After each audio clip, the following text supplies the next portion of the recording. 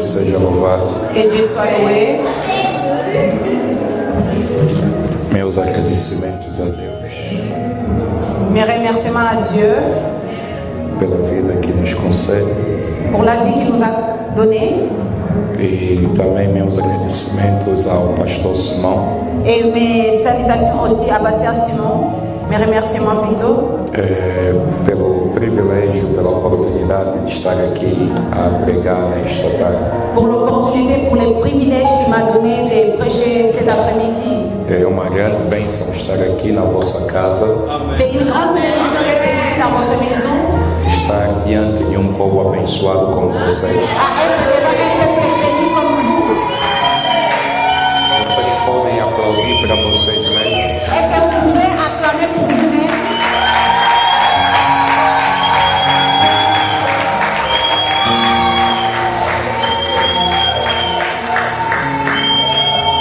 Eu quero que você abra a sua Bíblia Quelqu'un peut ouvrir sa Bible? em Gênesis 39. Dans Genèse 39.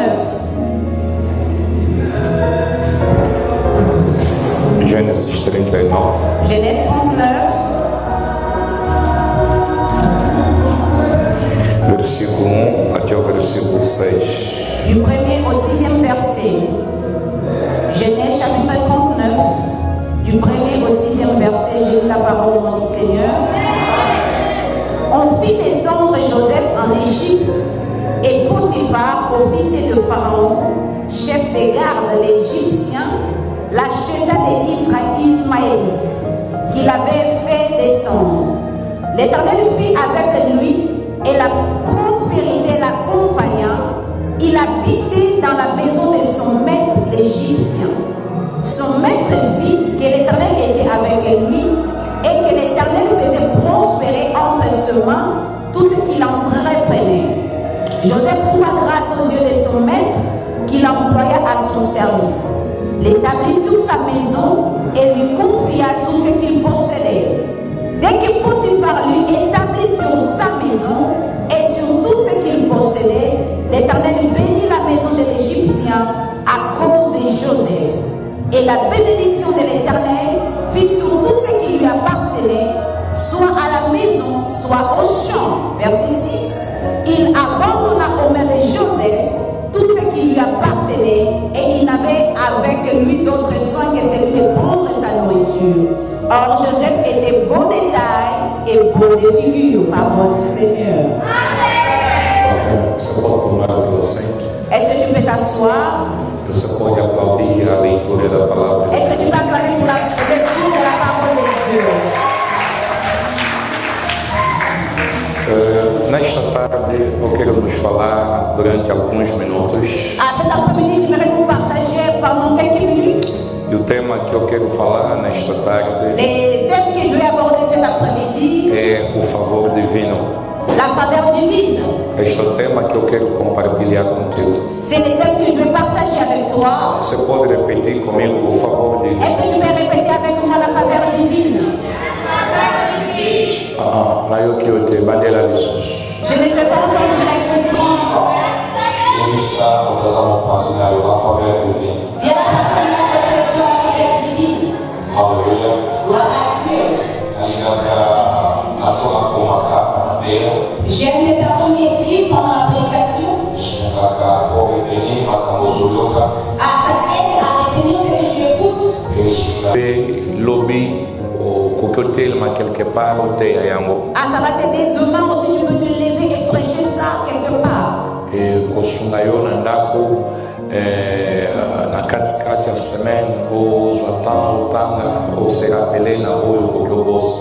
Ça va t'aider aussi dans ta maison pendant la semaine, tu relis et ça va te rappeler ce que tu as écouté. En même temps, na sepelaka na bato oyo ntango moteya azoteya bazongisaka ba amen place oyo esengela loba amen. En même temps, j'aime les personnes qui disent amen pendant que le prédicateur prêche. Là où il a compris, il dit un amen. Alléluia. Amen. Donc, ozokoma ozoréagir na message. Tu écris et tu réagis par rapport au message. Alingi lelo na tika eloko moko na motema na yo e na mutu na yo. J'aimerais aujourd'hui laisser quelque chose dans ton cœur et dans ta tête. Eloko nalingi na tika lelo eza ezagiste oyo naotoloba comme thème ezali la faveur divine. Ce que je vais laisser dans ta tête et dans ton cœur, c'est ce que j'ai donné comme sous-thème, la faveur divine. Tant nazoloba na tina faveur divine. Lorsque je parle de la faveur divine, nazolinga koloba na tina ya bolamu nyonso nzambe asalelaka biso. j'aimerais parler de tous les bienfaits que Dieu fait pour nous. eloko nyonso malamu oyo nzambe azosalela yo. Toutes les choses bonnes que Dieu fait pour toi. yango wana nazobenga faveur. C'est ça que j'appelle la faveur. Alléluia. Amen. soki osengi mutu Si tu demandes à quelqu'un, mutu apesi yo. quelqu'un te donne. soki oyebisi mutu asalela eloko Si tu dis à quelqu'un de faire quelque chose pour moi, mutu asali yango la personne l'a fait. eza faveur oyo mutu asali yo. C'est une faveur que la personne t'a faite. afongoli motema mpo na yo. Ouvre les cœurs pour toi. asali fort mpo na yo. Et il fait un effort pour toi. asali bolamu mpo na yo. Il fait un bienfait pour eza toi. faveur kote epai na moto. C'est la faveur venant de l'homme. mais eloko nalingi yo osimba lelo La chose que je veux que tu retiennes cet après-midi, eza faveur kote epai ya motu nanu te. ce n'est pas la faveur d'abord venant des hommes, mais eza faveur oyo ezowuta epai ya nzambe. c'est la faveur venant de Dieu. donc bolamu oyo nzambe azosalela yo. Le bienfait que Dieu fait pour toi. alleluya. Amen. mingimingi kati na biso Beaucoup parmi nous, tobosanaka nous oublions ke soki toza na bomoi, si nous sommes en vie, soki tozopema, si nous respirons, eza makasi na biso te, ce n'est pas nos efforts, eza mayele na biso ce te, n'est pas notre mais intelligence, eza faveur ya nzambe. c'est la faveur de Dieu. eza faveur ya nzambe. C'est la faveur de Dieu. soki ngai yombele nalobi amen na makasi. nalingi kodefinir faveur ya nzambe. J'aimerais qu'il puisse définir la faveur de Dieu. faveur ya nzambe La faveur de Dieu, eza bolamu nyonso nzambe asalelaka biso. c'est toutes les choses bonnes que Dieu nous fait. faveur ya nzambe La faveur de Dieu, eza ntango nzambe azofongola motema na ye mpo na biso. lorsque Dieu ouvre son cœur pour nous. faveur ya nzambe La faveur de Dieu, eza ntango nzambe azofongola baporte mpo na biso. lorsque Dieu ouvre les portes pour nous. porte nyonso nzambe aofongola Toute porte que Dieu ouvre, atobetaki yango te mefongwami devant yo. et tu es frappé, que tu n'es pas frappé, souffre devant toi. eza faveur ya nzambe likolo ya C'est bomoi la na faveur yo. de Dieu dans toute ta vie. faveur ya nzambe La faveur de Dieu, eza ntango nzambe azolokota yo quelque part. lorsque Dieu te ramasse quelque part, bozalaki ebele, vous étiez nombreux, bokozala 10, bokozala 20, bokozala 50, et j'ai 10, 25 ans, me nzambe asepeli azwa yo Dieu s'est réjoui de te prendre, apona yo na kati ya bato. de te choisir au milieu des autres. eza faveur ya nzambe. C'est la faveur de Dieu. alleluya. Amen. akokaki mpe kopona ndeko mosusu, Il aurait pu choisir un autre bien. akokaki kosala nyonso asali mpa na yo epai ya moto Il mosusu, aurait pu le faire à quelqu'un d'autre, me asepeli asala yango epai na yo. mais il s'est réjoui de le faire à eza toi. faveur ya nzambe C'est la faveur de Dieu. likolo ya bomoi na yo. Sur ta vie. alleluya. Amen. faveur ya nzambe La faveur de Dieu, eza bakalite nyonso c'est toute qualité oyo nzambe atya kati na yo, que Dieu a mis en toi, bakapasite nyonso toute capacité oyo nzambe akotisa kati na yo. que Dieu a introduit en toi. eza faveur ya nzambe likolo ya bomoi na yo. Sur ta vie. yokanga malamu, Écoute-moi très bien. soki oyebi osala eloko Si tu sais faire une chose, apart baeffort na yo à part tes efforts, oyo okokaki kosala afin kosala eloko yango malamu, afin que tu puisses faire la chose bonne, me esengeli oyeba tu dois savoir ke likambo ya nzambe nde ezopermetre yo osala yango. c'est la chose de Dieu qui permet que tu le fasses. donc soki oyemba Si tu vas chanter, eza faveur ya nzambe, c'est la faveur de Dieu. soki okoteya Si tu vas prêcher, eza faveur ya c'est nzambe. la faveur de Dieu. nyonso oyo okoki osala Tout ce que tu peux faire, oyo okosala epai na nzambe tu peux faire à Dieu. ozosala yango a partir ya faveur ya nzambe likolo ya bomoi. Tu es en train de le faire à partir de la faveur de Dieu sur ta vie. alleluya.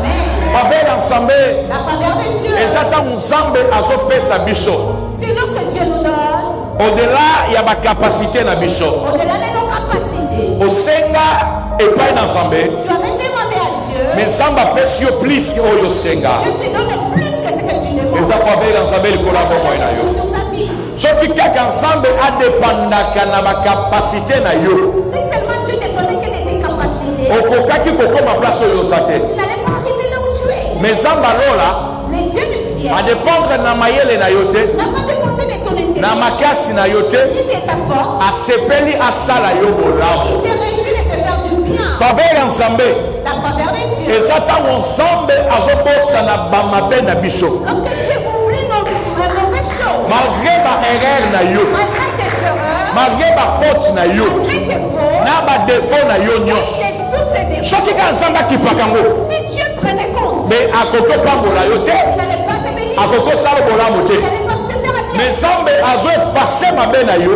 Dieu efface tes mauvaises choses. azobosana ba erreur na yo Il oublie tes erreurs. azosala yo bolamu Il te fait du bien. eza faveur ya nzambe C'est sa faveur. moto moko te afandi awa kati na biso Aucun de nous au milieu là, akoko tombola loboko aloba lève la main et dit eya aza na erreur te que lui n'a pas d'erreur. eya asala erreur te Lui n'a pas commis moto d'erreur. moko te kati na biso Aucun de nous akoki tombola loboko lève la main aloba ke depuis abotama et dit que depuis ma naissance, aza kaka na bamalamu oyo asalaka il a seulement des bonnes choses. asala eloko moko te ya mabe Il n'a jamais fait quelque chose de moto mal. nyonso na parcours ya vi na ye Toute personne dans son temps, eza na baerreur asala il y a des erreurs qu'il eza a na fait. bashwa mabe asala Il y a des mauvais choix qu'il a eza na fait. banzela mabe akota Il y a des mauvais chemins qu'il est eza na makambo mabe aloba Il y a des mauvais choses eza na makambo mabe qu'il a fait. akanisa Il y a des choses qu'il est mais mauvais qu'il a fait. nzambe alola Mais les dieux du ciel atali bamabe nyonso wana te n'a pas regardé toutes ces mauvaises choses. asepeli asala yo bolamu Il s'est réjoui de tes azokontinue kosala yo bolamu Continue à te faire soki du ngai bien. yo mbele nabeteli ye maboko Si c'était toi, j'allais à travers mpo na babolamu nyonso oyo asalela ngai tous les bienfaits qu'il a fait. mpo na babolamu nyonso azosalela biso Pour tous les bienfaits qu'il nous fait. faveur ya nzambe La faveur des cieux. eza ntango osengi te Lorsque tu n'as pas de me nzambe apesi yo Dieu te donne. yango wana faveur ya nzambe Ça, c'est la faveur des cieux. faveur ya nzambe La faveur des cieux. eza ntango osengi Lorsque tu me n'as pas, apesi yo koleka oyo ozosenga il te donne cette et plus. eza faveur ya nzambe likolo ya C'est la bomoi na faveur yo des cieux sur ta vie. alleluya Amen. faveur ya nzambe La faveur des cieux. eza ntango azopesa yo C'est lorsqu'il te donne. oyo akokaki opesa epai bato misusu Lorsqu'il pouvait donner aux autres. me apesi yango epai na yo Mais il te donne à toi. nyonso oyo oza nango Tout ce que tu as. eza na bato baoluka ngo Il y a des personnes qui les cherchent. pema oyo oza nango Les souffles qui les eza na bato baoluka ngo Il y a des gens qui les cherchent. makasi oyo oza nango La force que tu eza na bato as. bazoluka ngo Il y a beaucoup qui cherchent. sante oyo oza nango La santé eza na des bato gens. bazoluka ngo Il y a beaucoup qui les cherchent. bakapasite oyo oza nango eza na bato bazoluka ngo Il y a des personnes qui les mosala cherchent. oyo oza nango eza na bato bazoluka ngo mobali to mwasi oyo oza na ye eza na bato mpe bazoluka baza na ye te Qui est en train de les chercher. bana oyo oza na bango Les enfants que tu as. eza na bato baoluka Il y a des personnes qui les cherchent. bakota bagene Ils font des jeunes. me baza na bango te Ils n'ont pas ces enfants. me yo nzambe alola Mais toi, tu es ici. apesi yo T'as donné. eza faveur ya nzambe C'est likolo ça ya la faveur de ta vie. alleluya Gloire à Dieu. bible ezoloba na nga na ntina famille ya jacob La Bible me parle sur la famille de Jacob. soki ozongi na genèse 37 Si tu reviens dans Genèse 37, bazolobela na ntina ya famille ya jacob on parle de la famille de Jacob. aboti bana Il a donné naissance aux enfants. batangi nkombo ya bana 13 On cite les noms des 13 enfants. baza 12 ya mibali 12 mâles na moko ya mwasi et une fille. jacob Jacob aza mutu oyo azwi bilaka oyo ewutaki epai ya koko a reçu les promesses venant du grand-père. nzambe apesaka bilaka epai ya abraham Dieu avait donné les promesses à Abraham bapromese ekiti epai ya isaac et les promesses descendent à Isaac. eye kokita epai ya jacob Et il vient descendre auprès de Jacob. alleluya Amen. e bilaka oyo ewutaki epai ya bakoko Et les promesses venant des grands-pères ebandaka koloba a voulu dire ke na kati ya bokitani na yo abraham sur ta descendance, Abraham, nakobimisa bakonzi je sortirai des rois. Mais bilaka ngo nzambe apesaka les promesses que Dieu a données eleki bagénération a passé des générations. ekokisami nanu te Ne s'est pas accompli encore. alleluya me ekomi na kati ya famille ya jacob Lorsqu'il est arrivé dans la famille de Jacob, nzambe alingi akokisa ngo na kati ya bana na ye Dieu voulait l'accomplir au milieu de ses enfants. alingi azwa moko ya bana na ye mpe atombola ye Il voulait prendre un des enfants et l'élever. ntango natangaka histoire oyo Lorsque je lis cette histoire, nakomprenaka je ke comprends tobotaka bana que nous donnons naissance aux enfants, me toyebaka avenir ya bana wana mais te nous ne connaissons pas leur avenir. tobotaka bana Nous donnons naissance me aux eza enfants. biso te moto tosalaka destin bana wana Ce n'est pas nous qui faisons les destins de ces enfants. tobotaka bana Nous donnons naissance aux me enfants. todesidaka lobi na bango te Nous ne décidons pas sur leur nzambe nde moto adesidaka yango C'est Dieu qui en décide. yango wana losambo na ngai comme papa Moi, ma prière comme père, ezalaka ke nzambe pambola bana na nga c'est Seigneur, bénis mes enfants. nzambe batela bana na nga Garde mes enfants. alleluya e losambo na nga na pokwa na lelo Et ma prière cet après-midi, mpo na yo ozoyoka nga toi qui m'écoutes ezaki ndenge nzambe asalaki bolamu epai ya bana ya Jacob asala mpe bolamu epai ya bana oyo ozomona nakanisa mpe kokoloba amen ndenge nzambe atalaki fami ya Jacob asali bolamu epai ya Joseph nzambe atala mpe bana oyo ozobota nayebi te soki eza mwana moko nayebi te soki baza mibale nayebi te soki baza misatu nayebi te soki eza 4 5 me losambo na nde epai na nzambe ezaki nzambe apambolelanga bana oyo ozobota zongiselanga amen amen elingi oloba nazondima ngo ndenge wana na yo oyo deja obota na yo oyo ozobota na yo oyo kobota lobi losambo na nga ezaki bana na yo bapambolama losambo na nga ezaki nzambe asala grâce epai ya bana oyo okobota bana na yo bazala bana oyo bakozala na se ya faveur ya nzambe soki papa to mama moko azalaki awa ngai oyo ba amen na makasi koleka nalobi nzambe asala bolamu epai ya bana oyo yo ozobota libumu na yo epambolama nalobi libumu na yo epambolama parmi bana na yo bakonzi babima bana na yo basuka place oyo osuki te oyo ekanga yo ekanga bana na yo te zongisaka ba amen pendant nazodeklare nalobi bablokage ekanga bana na yo te oyo ebundisa yo ebundisa bana na yo te oyo ezotelemela yo etelemela bana na yo te oyo yokoka te bana na yo bakoka yango place oyo okomi te bana na yo bakoma oyo yosali te bana na yo basala oyo yosimbi te bana na yo basimba zongiselanga amen na makasi koleka nazodeklare likolo ya fami moko ekutamia bana na yo bakolia bango te pa bandoki pesanga amen na makasi nalobi bana na yo bakolia bango te pa bandoki bana na yo bademo bakokanga bango te bana na yo bamarabu bakobloke bango te soki mama moko papa moko azalaki angai oloba amen na makasi koleka nalobi bana na yo bakolia bango te bana na yo bakobloke bango te bana na yo kindoki epai na bango ekosimba te ata moto ya pembeni aluki bango na mabe mabe kozwa bango te ata moto ya mosika aluki bango na mabe ekozwa bango te nazobondela nzambe bana na yo bazala na se ya faveur ya nzambe faveur ya nzambe ezala likolo na bango bana na yo bazala dor de kabesa te mpo na yo bayokisa yo soni te me bana na yo bazala lipamboli mpo na yo bana na yo bahonore yo bapesa yo esengo balongola yo soni mpe balongolo mawa nzambe apesa bana na yo mayele apesa bango makoki bazala bana malamu bazala bana mayele bazala bana oyo bakomata Alléluia. Amen. Bible lobi. La Bible dit. La kati ya famille ya Jacob. Dans le milieu de la famille de Jacob. Nzambe aponi Joseph. J'ai choisi Joseph. Elo nasepelaka nango. Ce qui me réjouit. Yango nazobenga faveur. Ce que j'appelle faveur. Ezaki bazebele. C'est qu'ils sont nombreux. Mais Nzambe asepela sala bolamu nanu na moko. Dieu a choisi d'abord de faire du bien faire un. Likamba faveur. La chose de faveur.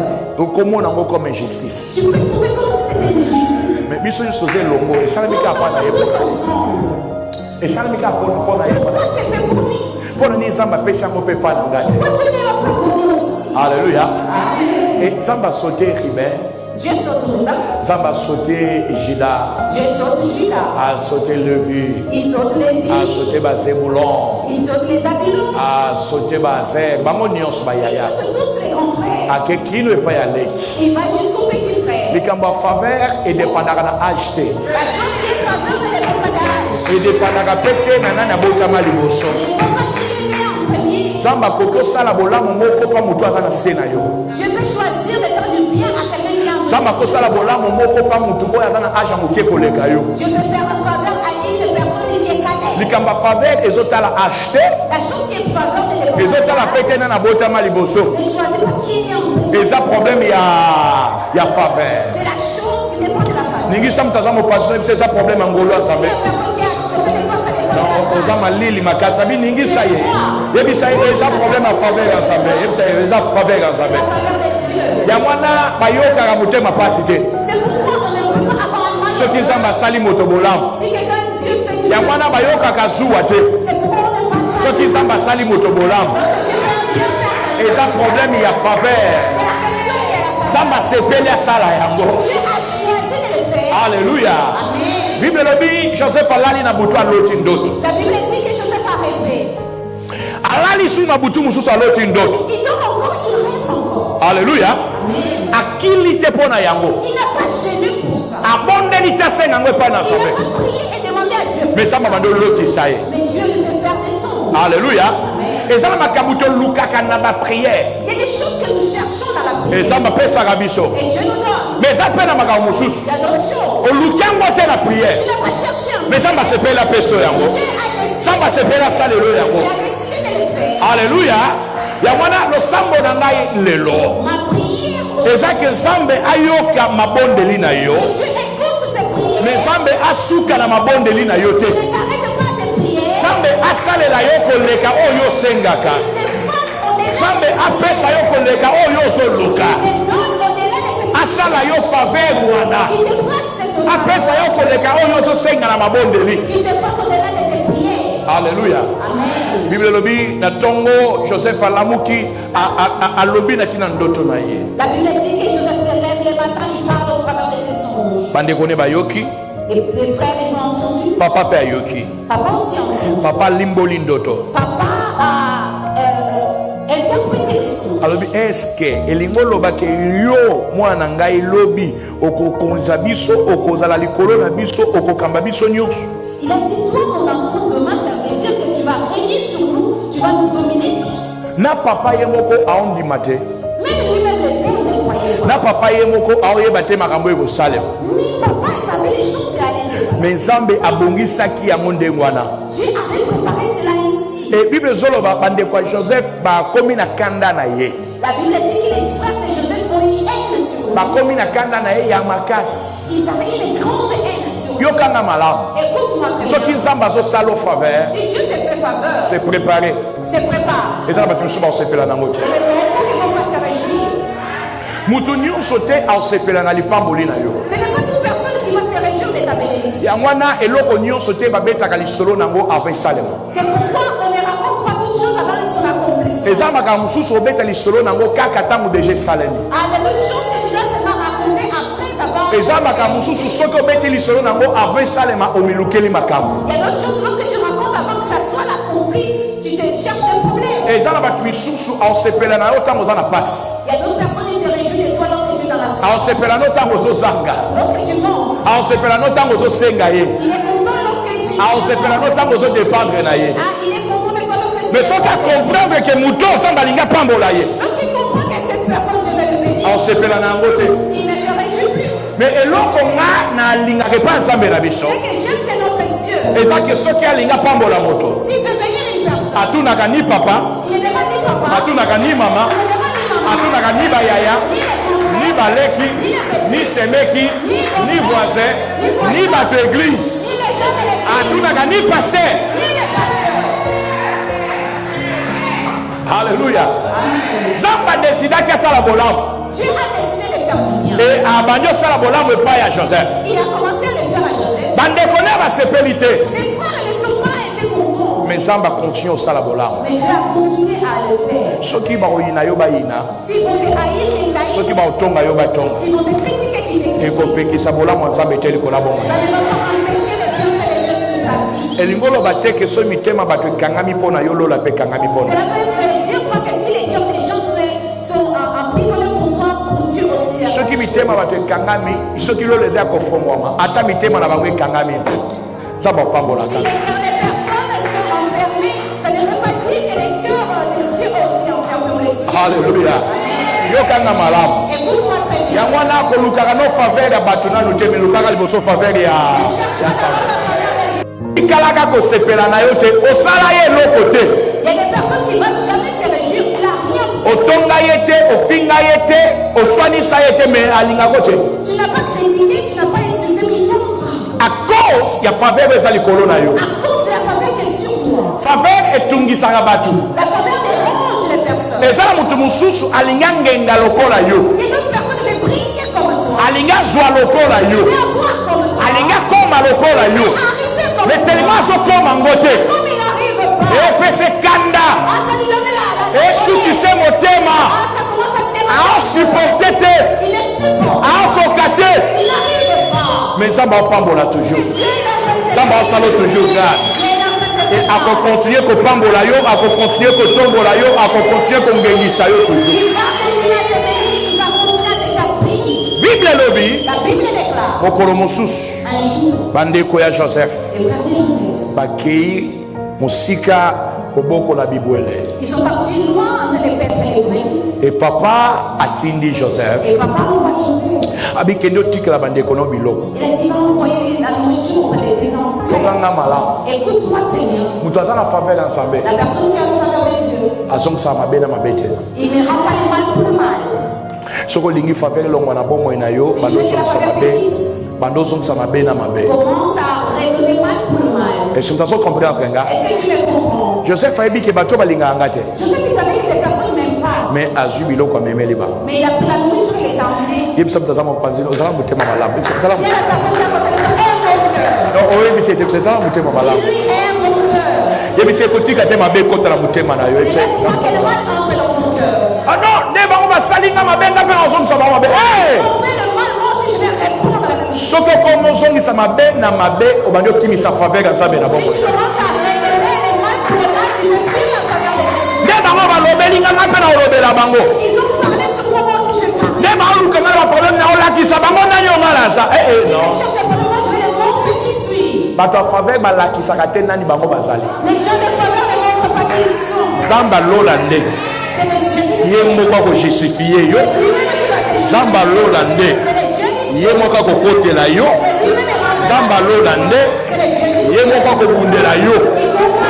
Yo kobunda te me nzambe nde mutu akobunda. C'est Dieu qui ne combat pas. Bible elobi La Bible dit, Joseph azwi biloko je te prends la nourriture. amemi yango Il a porté. place aki oluka bango baza te Là où je suis parti les chercher, ils n'étaient pas là. metia motema malamu. C'est dans mon cœur. bayebisi ye balobaki baokende na dotan landa bango na dotan. Ah, ils ont dit d'aller à Dotan. Suis à Dotan. Joseph azwi biloko Je vais prendre la nourriture. alande lisusu Il suit encore jusqu'à Dotan. ake koluka bango kuna Il est parti les chercher là-bas. atiki te alembi te. Il s'est pas fatigué, il n'a pas abandonné. moto ayebi osala malamu alukaka baraison te. La personne qui s'est fermée, Dieu ne cherche pas les raisons. soki yo okozonga mbamo be nakendaki me nakuti bango te yango nazongi na nga. Si c'était toi, t'allais dire je retourne parce que je ne sais pas trouver. mais Joseph maki akuti bango te ake place oyo balobi te bango bakendaki te. Joseph, il n'a pas trouvé, mais il est parti jusqu'à ce que là où ils avaient. bible elobi na mosika bamoni ye De loin, ils l'ont vu. babandi baréunion Ils ont commencé les réunions. babinde azoya wana Comme il vient ici, tobomeka lelo nous allons étudier seulement. totala soki bandoto alotaka ekokisama Nous so. allons regarder si les rêves qu'il fait, ça va s'accomplir. soki faveur ya nzambe ezolanda bomoi na yo ocomprendre ke eza na bato bandosala baréunion mabe contre yo. Lorsque la faveur de Dieu est en train de venir sur toi, tu vas comprendre qu'il y a des personnes qui font des réunions contre toi. mona 2 personnes 3 personnes 4 personnes 5 Il y a 2, personnes 3, 4 personnes. basangani baotonga kaka yo. Ils se réunissent, ils commencent à te critiquer. bon yo moso omitala olobi bo nazalaka na mbongo te Comme je regarde, tu dis, tu parles là. nazala ngai na biloko ebele te J'ai rien. mais baotongela nga Pourquoi on me critique? eza problème ya mbongo te Ce n'est pas un problème d'argent. eza problème ya faveur ya nzambe C'est le likolo ya problème bongo. de la faveur sur ta vie. faveur ya nzambe ekosalaka bato batonga yo La faveur de Dieu fera que les gens te ekosalaka bato basala elo baréunion Ça fera que les gens te fassent place oyo oza te là où tu n'es pas. me bango baoloba Là, ils parlent. baosala baréunion Ils font des réunions. mais gloire à Dieu Ah, que gloire nous avons à Dieu. place oyo oza te nzambe no aza wana Lorsque tu n'es pas là, Dieu. oyo oyokaka te me nzambe no azoyoka Tu n'entends pas Dieu. Écoute. bango baosala baréunion bakanisaka nde baosala baréunion yo oza wana te yo oyeba te me nzoka ne nzambe na yo aoyoka. Ah, ils pensent que là, ils font des réunions, tu n'écoutes pas, mais on sait. Yangwana yo oyo ozana se faveur en Zambé batelaka kimia. Yes. Toi qui as la faveur de Dieu, garde les silences. Ata oyuki ke batongaki. Même si tu entends. Oh balobaki mabe. Ils ont peur. Etungisa yote. Et ça ne te dérange en rien. Yo likamukie ka konsu téléphone wa yo benga. Na yoki non. Yo likamukie osu o chestati o banyo répondre pas. Yo likamukie ka na ke lukaye na oyebisa na olakisa non. Tu vas aller les chercher, tu vas lui montrer. Mutu azana sa faveur ensemble. La personne qui est sous la faveur de Dieu. Akipakate soki batongi Mais te dérange pas lorsqu'on est critique. soki bakani Lorsque on fait des complots sur lui. makasi na biso Notre force. eza ngolo ya Nzambe. C'est la grâce de Dieu. Soki baotonga batonga, soki baofinga bafinga, soki baokana bakana. L'essentiel Nzambe azoyoka bango ayebi o bango baokanisa. L'essentiel que les entend et il sait ce qu'ils pensent. Kokonda te mpona baotonga yo. Ne m'écris pas parce qu'on est critique. Koperdre babutu na yo te parce que baoloba mabe contre yo. Ne perds pas tes vies parce qu'on parle mal de toi. Kogaspiller pe ba énergie na yo te okende osala quelque chose. Ne gaspille pas ton énergie pour aller faire quelque chose. Tika faveur Nzambe et continue kosala kati sa bomoi na yo. Laisse que la faveur de Dieu continue à faire dans ta vie. Bible lobi. La Bible dit. Balobi to bomeka lelo. On va les tuer aujourd'hui. Totala soki bandoto na yo na ekokisama lisusu. Nous allons regarder si ces songes vont s'accomplir. Mutu aza na se faveur Nzambe babomake te. La personne qui est sous la faveur de Dieu, on ne les tue pas.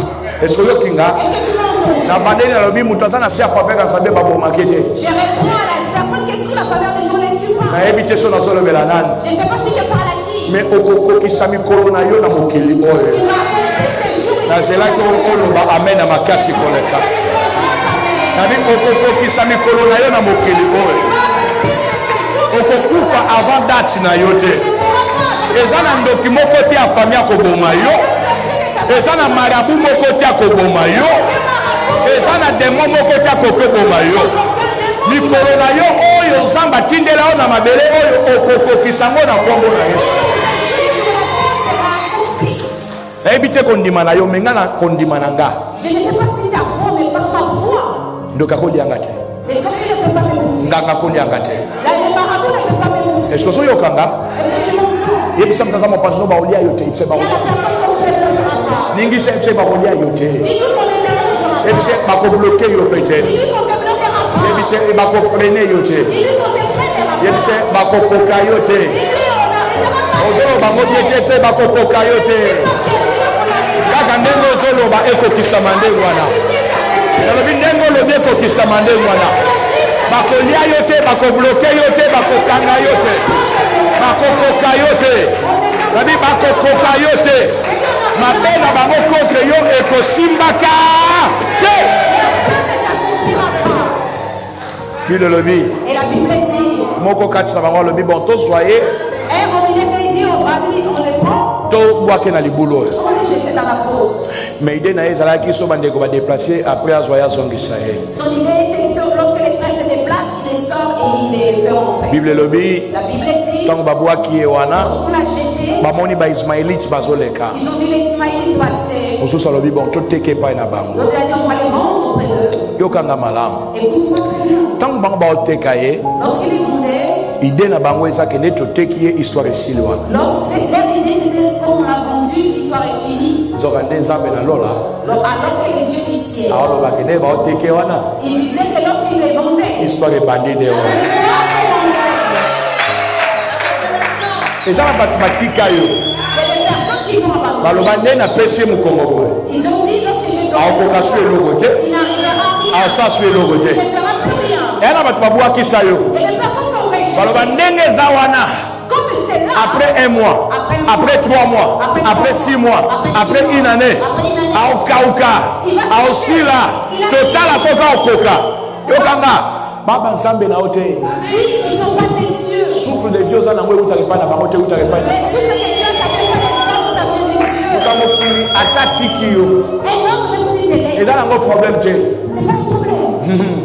Malamu mutatika yo. Vaut mieux qu'un homme te laisse. Mais nzambe Que Dieu atiko te. ne te laisse pas. Est-ce que mtazo yokanga? makasi na biso ezalaka nanu bato te. Notre force, ce n'est pas d'abord les Mais hommes. makasi na biso eza nanu Nzambe. Notre force, c'est d'abord Dieu. Yokanga malamu. Écoute-moi très bien. D'ailleurs, ezala makambo na vie na yo mpona Nzambe badosala ngo il faut kabwana na bato misusu. D'ailleurs, il y a des choses que Dieu, avant de les faire dans ta vie, tu vas les séparer de certaines personnes. Soso yokanga. Est-ce que tu m'entends? Nzambe azalaki na posa amema Joseph na dimension mosusu. Dieu voulait emmener Joseph dans une autre dimension. Mais dimension Nzambe alingi amema Joseph. La dimension que Dieu voulait amener Joseph, akomema ngo na ndako ya papa ne te. il ne pouvait pas l'amener dans la maison de son akomema ye na dimension wana parmi bandeko ne te. ni parmi ses frères. Il faut alongole na ndako. Il devait les faire Il sortir, faut séparer na bandeko na ye sortir des mpona mema na dimension mosusu. l'amener dans une autre dimension. eza na baséparation Il y a d'autres oyo séparations. ememaka biso na badimension mosusu. Nous amène dans une autre dimension. Nzambe Dieu, soki alingi asala moto bolamu s'il veut faire du bien à quelqu'un, akodéconnecte yo na bato misusu, il va te déconnecter avec d'autres personnes aconnecte yo na bato misusu. et te reconnecte à d'autres personnes. esotaso oyokanga Est-ce que quelqu'un m'entend? yebisa moto ya mopanzi na oyebisa ye eza na bato esengeli bokamwana yebisa ye Dieu est en train de dire, il faut que vous vous séparez. yebisa eza na bato esengeli bokamwana. Ah, il y a des personnes que vous devez vous séparer. yo osala no effort te mpona bokabwana omona kaka nzambe ye moko aokabolo nzambe aokabolo. Dieu lui-même lui dira la séparation. eya na bato na vie soki bokabwani il faut luka ye il faut landa ye mais eza na bato mosusu bokabwani tika ya Il y a des personnes que lorsque vous vous séparez, tu vas les chercher et que vous réconciliez. Il y a d'autres personnes lorsque vous vous séparez, laissez-les partir. Alléluia. Est-ce que vous avez compris un gars? Bible lobi bateki Joseph. La Bible dit qu'ils ont vendu Joseph. Et pas y a ba Ismaélite. Auprès des Ismaélites. Ba Ismaélite va jouer. Les Ismaélites ont pris, Ba memie en Égypte. ils l'ont amené en Égypte. Et bango pe ba teke les sous. Et aussi, ils l'ont parti les vendre. Yo kanga mala. Écoute-moi très bien. À l'époque, Dans cette époque-là, esclave ba kena teke na ndako te. l'esclave, on ne vend pas dans la maison. Ba teka ka na wenza ba esclave. On les vend dans le marché d'esclaves. Ba tia bango nyonso batandami ebele. Ils vont les mettre à rang et ils sont tous à la queue leu. Bato baoleka, baosala, baopona esclave ni na osomba. Ils cherchent, ils choisissent quel esclave je vais acheter. Mokolo wana, Ces jours-là, Nzamba permettre Dieu a permis Potiphar que Potiphar auta ndako vienne à la maison. ayo luka somba esclave. Il vient chercher pour acheter l'esclave. kaka jour oyo baye na Joseph C'est tellement les jours qu'ils ont yango mpe jour oyo Potiphar azoya kosomba C'est les jours que Potiphar a choisi pour venir acheter. Joseph akoki kosomba mapa motu nyonso te Joseph ne peut pas être acheté par n'importe qui. parce que na projet ya Nzambe Joseph il faut koma na palais royal mais mpona koma na palais royal il faut moto moko oyo aza na accès na palais royal ye wana nde motu ifa somba ye ye wana nde motu ifa zwa ye eza na bato na vi na yo atala yo aleka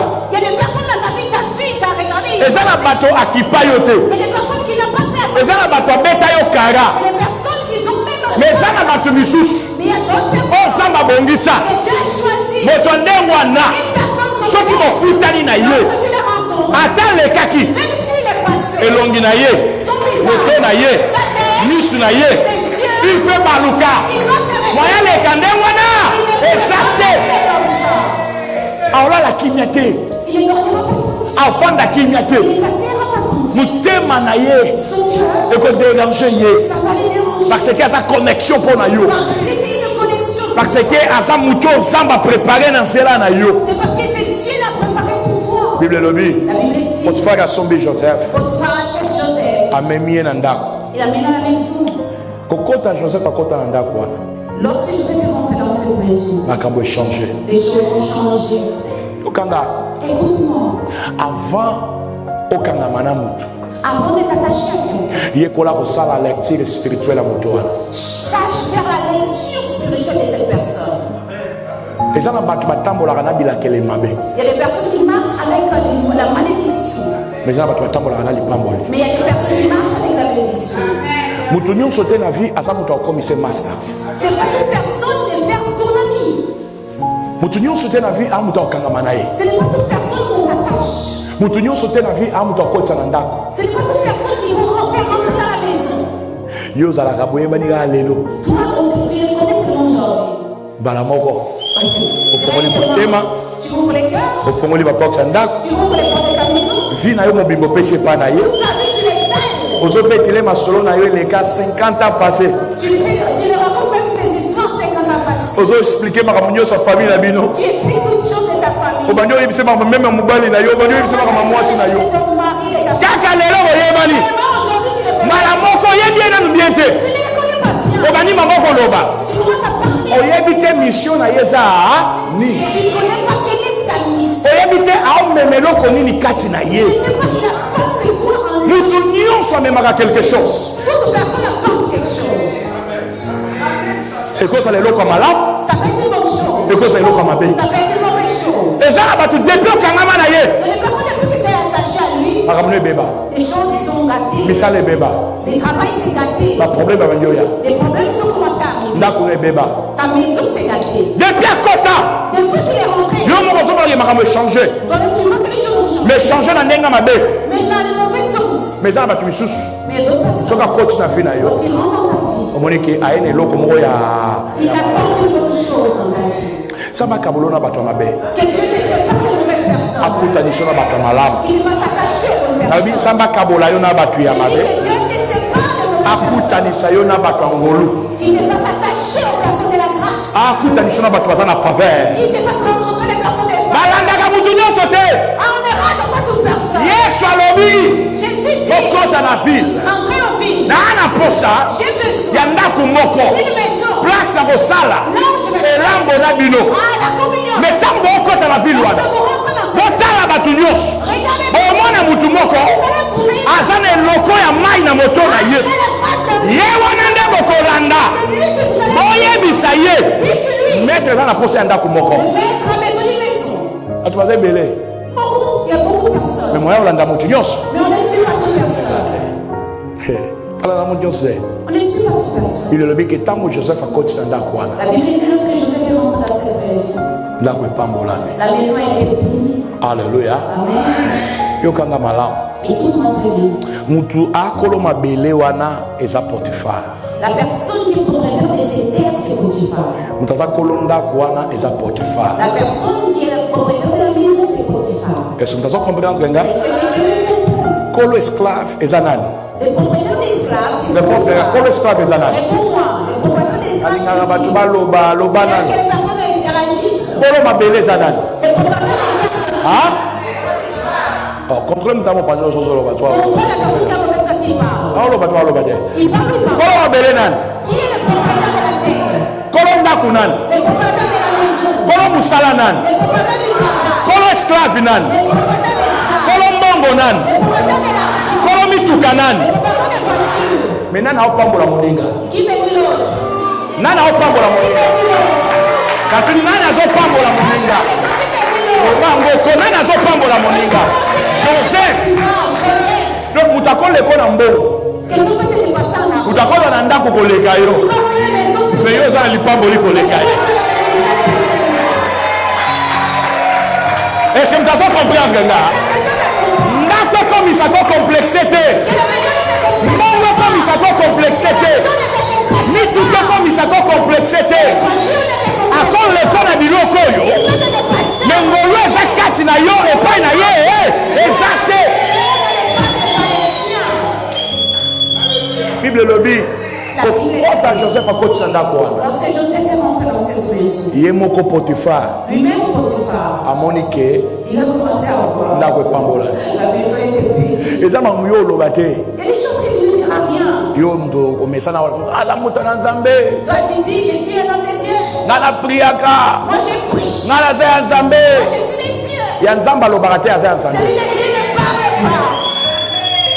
ya nzambe alobaka te aza ya Celui nzambe, de Dieu ne dit pas que je suis de Dieu. me ngolu ya nzambe koloba. La grâce de Dieu qui parle. Ata yo olobi te ngolu ekoloba, Quand tu as dit la bato bamoko baotémoigne ke mutu aza na eloko ya nzambe. chose de Dieu. Bible elobi patron Potifar La Bible dit patron Potiphar. atali Joseph Il regarde Joseph. areconnaître Il reconnaît abi mutu oyo cette personne. aza ya kopambola Il est béni. ana ngolu ya nzambe. Il a la grâce de Dieu. Bible elobi azwi responsabilité ya biloko nyonso apesi yango epai. La Bible dit il a pris la responsabilité de toutes choses qu'il a donné à Joseph. Joseph ntango akoti ndako wana akuti bato bazalaka deja kuna avant ye, Joseph, lorsqu'il est rentré dans cette maison, il a trouvé les personnes déjà. me kokota Joseph akoti na ndako Il wana a rencontré des Joseph dans cette maison. Bazu bo konzenda ko ba pese Ils pana. prennent les règles de la maison, ils donnent à Jésus. Ngolu ya ngwana. C'est ça la grâce. Yo ya après bango. Quand il vient après eux, Mais ça va salir au bolam. tu viens du On les kabato yo kuta. Ah, plus que ce que tu as trouvé. Est-ce que vous avez compris en vrai? Bible le dit La Bible dit que Joseph que Joseph, nyo sabanda ko sala tout ce qu'il faisait, et pas bolam. était béni. Yo kanga malam. Écoute ma famille. Utata na faveur ensemble. La personne qui a la faveur de Dieu, Maboko na ye sengele pambo. ses mains doivent être bénies.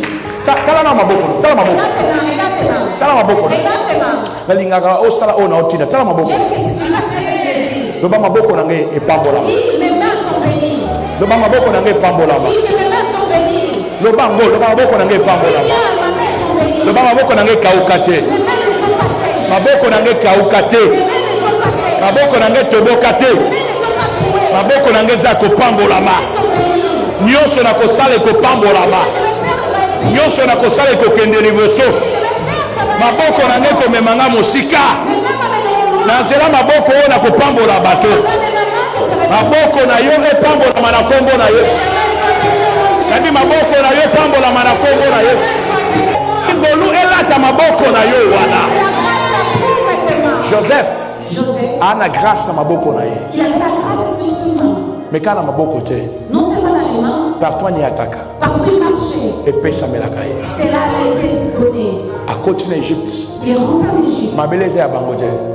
La terre n'était pas les siens. Mais epesa melie. Mais cela a été Ndako ya donné. Potifar akomi mokonzi. Dans la maison de Potiphar, il est devenu chef. Même la prison akomi mokonzi. Même dans la prison, il était chef. Ake devant Pharaon, Pharaon azui akomi sie gouverneur. Même auprès de Pharaon, Pharaon fait de lui le gouverneur. Parce que faveur ensemble et elle. Parce que la faveur de Dieu le poursuivait. Est-ce que vous avez compris en vrai? Est-ce que tu le comprends? Ceux qui faveur ensemble ezali kolona yo. Si la faveur de Dieu est sur toi, Kama boko te mte sengele pambola. non seulement les mains doivent être bénies, Mais ma kolona yo pe sengele mais pambola. aussi doivent être bénies. Ningi sana ma kolona yo. Bouge les pieds, bouge les pieds, bouge les pieds. Pa patron belé awa. Nabi ningi sana ma kolona ngwanda. Na moni yo te. Ningi sana ma kolona yo. Nengo solo bandenge zo salema. Loba ma kolona nge pambolama. Loba ma kolona nge pambolama. Partout na konyate kopesa melanga. Partout na kokende kopesa melanga. Loba ma kolona nge pambolama. Soki na ke gauche kopambolama. Soki na ke droite kopambolama. Soki na zongi sime kopambolama. Soki na ke liboso kopambolama. Loba faveur eza na makolo na nga. Faveur eza elongo na nga. Epi eza na makolo na nga. Nzambe akokisa ngo ndenge wana. Nabi Nzambe akokisa ngo ndenge wana. Maboko ne pambolama. Makolo na yo pe pambolama. Nabi maboko ne pambolama. Makolo na yo pe pambolama. Maboko na yo pambolama. Makolo na yo pe pambolama. Oko échoué te à cause de faveur d'Ensemble. Nabi oko échoué te à cause de faveur d'Ensemble. Faveur d'Ensemble kokundela yo. Faveur d'Ensemble kolongisa yo. Faveur d'Ensemble kolongola yo. Etomboli yo. Alléluia. Bible lobi. La Bible dit, Potifar atali. Potiphar le regarde. Abimta esengeli na place oyo. La personne qu'il faut, c'est toi. Apesi ba fongola. Il est donné les clés. Tant pe Potifar amon, tant pe Pharaon amona kai. Et lorsque aussi Pharaon le regarde, Atala ye. il le regarde. Abimuto esengeli. Il dit à la personne qu'il faut. Yeyo. C'est lui. Azwa ba fongola. Il a pris les clés. Apesi. Il le donne. Lo sambo nanga. Ma prière Pona na silisa. pour finir. Ezaki ezaba lola. Et que Dieu du ciel Asala que ozwa faveur devant bato yo. fasse que nous avons faveur de maison. Abi ozwa faveur devant bato yo kutana ba. Que tu puisses trouver faveur devant les personnes qui t'ont rencontré. Soki bakangela bato misusu mitema yo baokangela motema te. S'ils ont fermé les cœurs pour les autres, mais pas pour Oyo bapesa epai ya bato misusu te epai na yo baopesa Dieu yango. va donner à d'autres, il va donner Oyo basala epai ya bato misusu te epai na yo baosala yango. à aux autres, ils feront pour toi. Bato batala yo basepela na yo. Et les personnes qui regardent, ils Bato bayoka yo basepela na yo. les personnes qui Bato batala yo baloba ke moto esengeli ye yo. Eprouve grâce devant bato nyonso yo okutana na bango. Samba lola apambola biso nyonso.